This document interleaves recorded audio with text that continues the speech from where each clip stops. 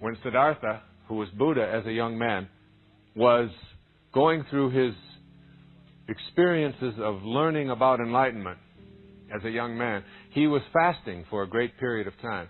And his friend's name was Govinda. And Govinda and Siddhartha traveled all over the countryside. Siddhartha had been a prince, and he had never known anything about suffering. And he left when he found out that there was such a thing as suffering out there in the world. And he wanted to find out how to transcend suffering, how to go beyond it. And when he was fasting and had been fasting for some 50 days, and his friend Govinda looked at him and he said, Siddhartha, he said, what good is fasting? And Siddhartha looked back at him and said, Govinda, I can laugh at hunger. Do you know how profound a statement that is? I can laugh at hunger. What he was saying is, there is that which is hungry. There is hunger, but the I that is God, the I that is connected to the divine, perfect, loving source, can look at that and laugh at it. I am no longer that. And therefore, it is just in the physical domain. But who I am is something much greater and much grander than that. That's the power of attraction. You can attract purity to your life. It's why I put such an emphasis on drinking water for healing. It's interesting that when the kahunas talk about this God force, they always equate it with water. Water flows, water goes here, water has no boundaries. This energy is always thought of as water-like. I spent a lot of time in Hawaii. I spoke with several of the kahunas who had descended from a long line of healers. And I talked to them about healing and how it works. And how come some people have this ability to heal and other people don't? And they explained it to me like this, very intriguing. They said that the life force is really electrical in nature, or water-like in nature. Only water we can see. Electrical still flows the same way, only we just can't see it with our eyes. And this one great kahuna said to me, he said, being able to heal is nothing more than having an energy within you that is stronger than the energy of the person who believes they can't. All you have to do is have that energy be stronger than that.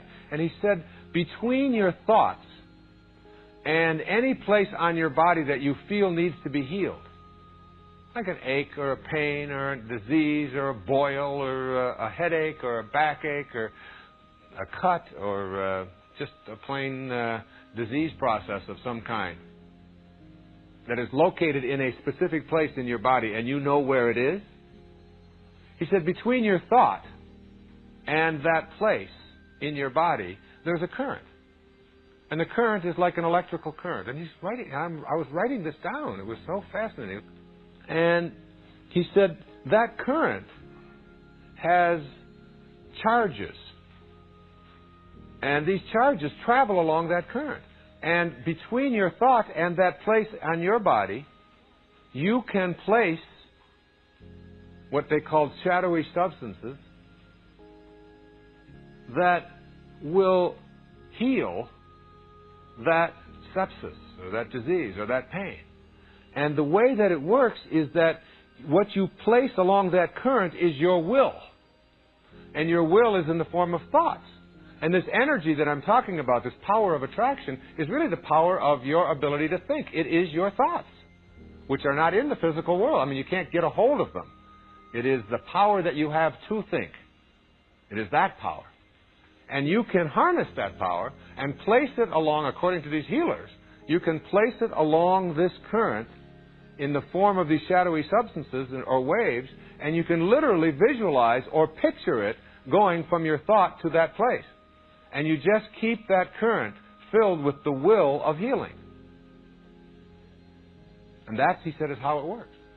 And I must say that, some people have given me a lot more credit and so on than I believe that I personally deserve in this area of healing and so on. But when somebody comes to me whose belief in me is stronger than their own disbelief in themselves, I find I can help them. it isn't me, Wayne Dyer, this physical body that is here.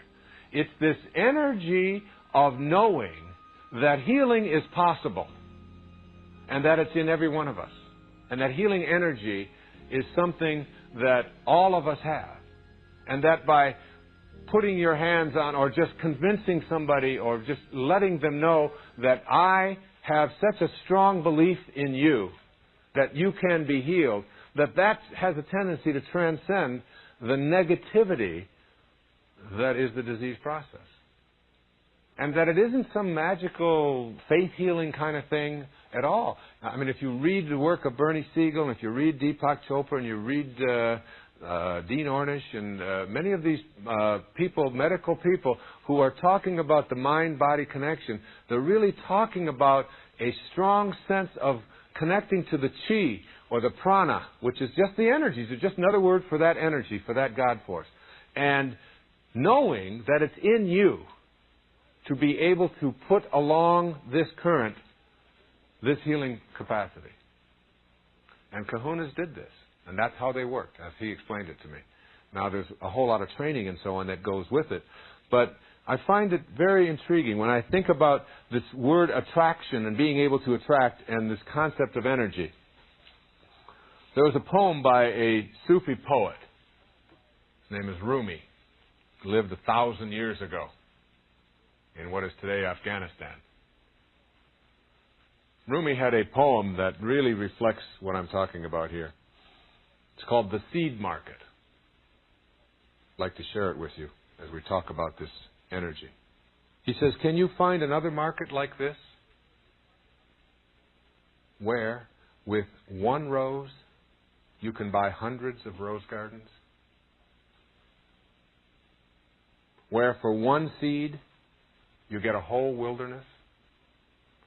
For one weak breath, the divine wind?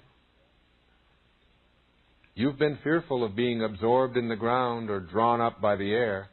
Now your water bead lets go and drops into the ocean where it came from. It no longer has the form it had, but it's still water. The essence is the same." This giving up is not a repenting, it's a deep honoring of yourself. When the ocean comes to you as a lover, marry at once, quickly, for God's sake. Don't postpone it. Existence has no better gift. No amount of searching will find this. A perfect falcon, for no reason, has landed on your shoulder and become yours. So this force, this healing energy, this invisible attraction that we want to use to bring something into our lives, is the same power that you have that allows you to process exactly what I'm saying right this minute. It's almost like you have to do a somersault into the unimaginable. You have to think of yourself as not only having a physical body, but as having an energy body as well. If you take your arm and you stick it out in front of you straight, you'll see there's about, however long your arms are, there's that much distance between your trunk and how far out your hand extends. And you move that hand above you and behind you and all around you, that distance is an energy body that is always with you. And the sorcerers talk about this energy body as being something that is assembled around you. And this is a foreign concept to all of you cookie thieves out there. It's a foreign concept that one that is already, I can hear you out there listening in your car saying, wait a second, what is he? Is he flipped out? What is he talking about, an energy body? And yet, when you begin to see that this energy body, if someone gets too close to you, if someone is talking to you and they stay about here, you're pretty comfortable, aren't you? It's okay if I stay about an arm's length away. But if I get in here, and if I get in here and begin talking to you, there's a discomfort. And this discomfort is not because you're so fragile, but because the energy body of yours has been broken. The boundary has been broken. And that boundary, according to the kahunas, that invisible energy that surrounds you, the great teachers, the teachers of Castaneda and people like that, Don Juan Matus and the Nagual Julian, these people talked about an assemblage point of energy, that this energy is assembled around you. And where it is assembled around you determines your agreement with reality. And in order to shift your agreement with reality, which is what I'm asking you to do in this program, to shift your agreement with a reality that says, I don't have this divine capacity. I can't tap into that energy. It's not within me. It's out there someplace. It is not me.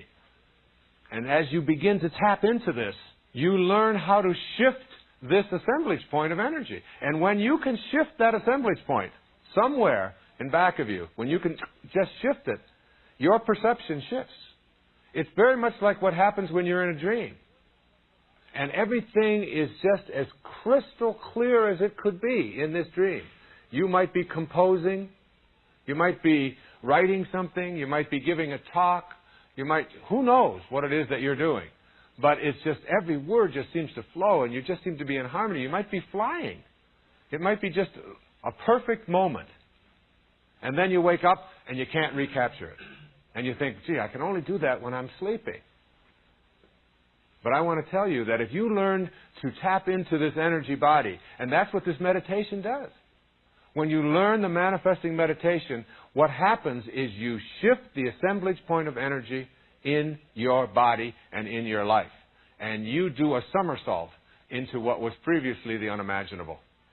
And what happens is that you begin to see yourself as someone who has much greater power than you ever thought you had before. Someone who can do things that you've been told you can't do. Someone who can be in more than one place, perhaps, at the same time, like you are when you're in your dream. Someone who can change shape, like you do when you're in your dream. Someone who can be young or old. Don Juan, in his training, in his early training, Don Juan Matus, in his earliest training, had to dress as a woman for 2 years and disguise himself as a woman and never, ever be found out. If he was ever found out, he had to start the 2 years over. Just to prove that he had the capacity to disguise himself. Just to have that energy of being able to be male or female. To know that that's not something that's separate from you, but that you have that. This ability to have someone come at you that you don't want to see you and to make yourself invisible to them through the use of your energy body. These are all things that we think, oh, come on, we can't do that. Where are you coming off with that stuff? You're cookie thieves. Because you're stuck in believing there's only one dimension of reality, and it is the reality that your senses process and perceive. And you don't understand yet that there are other dimensions of reality, and you can at least peer into them. And if you want to do more than just peer into them, you can wander into them.